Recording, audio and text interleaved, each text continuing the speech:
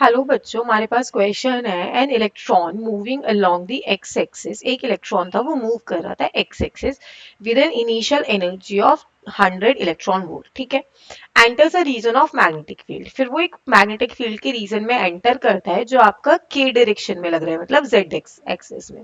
The field x tends, जो ये field है मैग्नेटिक फील्ड वो एक्सटेंड होता है 0 से 2, मतलब ये रीजन है 0 से 2 का। ठीक है, the electron is detected at the point Q on a screen place 8 centimetre away the point S।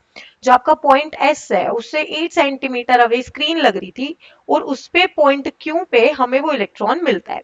The distance D निकालना है हमें बिटवीन P एंड Q। अब ये जो डिस्टेंस है हमें ये निकालना है कि क्या होगा। तो सबसे पहले तो देखो, जब भी मैग्नेटिक फील्ड में आएगा इसका मतलब कोई एक हेलिकल पाथ बना रहा होगा वो। ठीक है, ये मैग्नेटिक फील्ड का रीजन था आपका। ऐसे देखो, ये मैग्नेटिक फील्ड का रीजन है हमारा। ठीक है, और यहां से पार्टिकल आपका आया, इसका मतलब वो ऐसे जा रहा है। तो कोई भी एक हेलिकल पाथ बनाएगा तो रेडियस आएगी, इसका मतलब ये क्या हो गया, इसकी रेडियस। यहां से यहां तक का डिस्टेंस भी क्या होगा, इसका रेडियस। ठीक है, लेट्स से कि ये कुछ एंगल है हमारे पास थीटा, जितना वो ट्रैवल कर गया, और ये हमें दे रखा है उसने 2। ठीक है, तो सबसे पहले आर निकालते हैं। तो आर क्या होता है, R is equal to M V by Q B होता है। ठीक है, एम वी मतलब क्या हो गया, मोमेंटम, और मोमेंटम क्या होता है हमारा 2 m e under the root में divided by q b. Values put करते हैं। 2 इंटू मास ऑफ इलेक्ट्रॉन कितना है 9.1 इंटू 10⁻⁻31। ठीक है, ई कितना दे रखा है हमें 100 इलेक्ट्रॉन वोल्ट, उसको चेंज कर लिया 1.6 इंटू 10⁻⁻19। ठीक है, जूल में, डिवाइडेड बाय क्यू कितना है, चार्ज कितना होता है इलेक्ट्रॉन पे 1.6 इंटू 10⁻⁻19 मल्टीप्लाई बी कितना है 1.5 इंटू 10⁻⁻3। इसको सॉल्व करने पे हमारे पास रेडियस आती है 2.245 सेंटीमीटर। ठीक है, मतलब हमने ये रेडियस निकाल ली। अब देखो, ये आर हमें मिल गया, ये हमें 2 पता है। अब हमारे पास ये वाला डिस्टेंस नहीं है और ये डिफ्लेक्शन नहीं है कि कितना है। ठीक है, अब लेट्स से कि ये तो हमारे पास y है, ये वाला जो डिस्टेंस है सिर्फ इतना, और इसको मैं h बोल देती हूँ। तो y कैसे निकाल सकते हैं इस ट्रायंगल में, देखो जरा ध्यान से। अगर मैं y की बात करूं तो मैं बोल सकती हूं कि y by R base by hypotenuse is equal to कितना होता है cos थीटा। ठीक है, और perpendicular 2 by R is perpendicular by hypotenuse कितना होता है साइन थीटा होता है। ठीक है, तो साइन थीटा की वैल्यू कितनी निकल गई यहाँ से 2 डिवाइडेड बाय 2.245। ये वैल्यू आ गई आपके पास 0.89। ठीक है, अब हमें निकालना है y कितना होता है। तो y को मैं क्या लिख सकती हूँ, ये हो गया this, y is equal to R cos theta.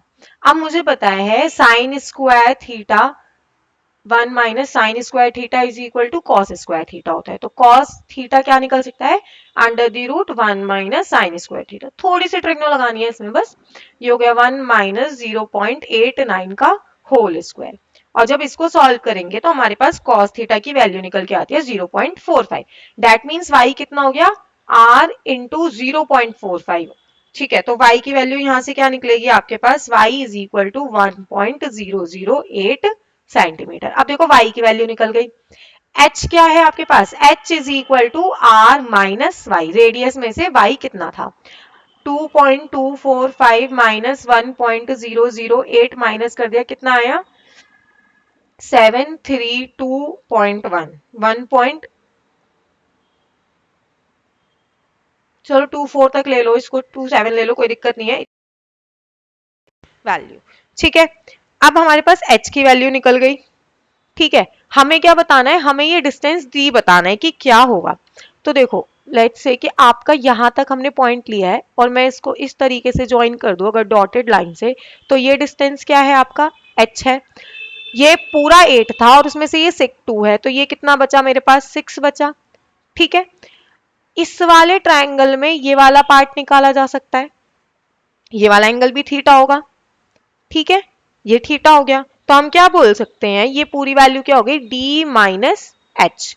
तो tan theta is equal to D minus H by 6। और यहां से अगर मैं टेन थीटा बोलूं तो टेन थीटा कितना होता है ट्रायंगल में, perpendicular by base, base Y था हमारा, ठीक है। देखो क्या होगा, टेन थीटा था हमारे पास स्मॉल वाले ट्राइंगल में 2 बाय वाई, वाई की वैल्यू थी हमारे पास 1.008। और जब हम लोग टेन थीटा दूसरे वाले ट्राइंगल में निकाल रहे हैं तो हमारे पास क्या आएगा, वो डी परपेंडिकुलर है हमारे पास डी माइनस एच बाई 6, दोनों को इक्वल रख दो।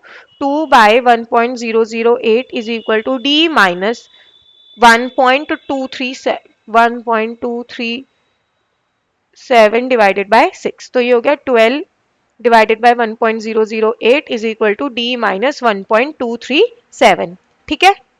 ये आ गया आपका 11.90 plus 1.237 is equal to D, ठीक। तो इसको जब हम लोग लिखेंगे ये हो गया आपका 731.31 इज इक्वल टू डी, मतलब डी की वैल्यू नियरली इक्वल्स टू आ रही है आपकी 13 सेंटीमीटर। ऑप्शन चेक करते हैं, देखो 11.65 नियरली इक्वल्स टू 13 नहीं आ रहा, 2.25 तो बिल्कुल भी नहीं, 1.22 भी नहीं, नियरली इक्वल्स टू 13 क्या हमारे पास 12.87, तो करेक्ट ऑप्शन है option number B. Thank you.